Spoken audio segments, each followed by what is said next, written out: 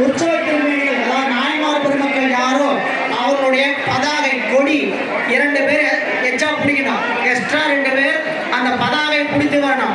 இந்த குறிப்பா முதல் பல்லாக்கில் எம்பிரான் திருஞான சம்பந்த பெருமான் இருக்கிறான்னா அதற்கான ஒரு பதாகை உங்களுக்கு புறப்படும் போது கொடுப்பாங்க.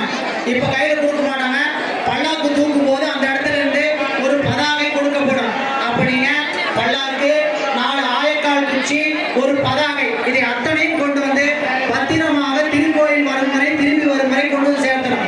இந்த இடையில இந்த 50 51 இந்த உள்ளூர் பல்லாக்கு 2 பேர்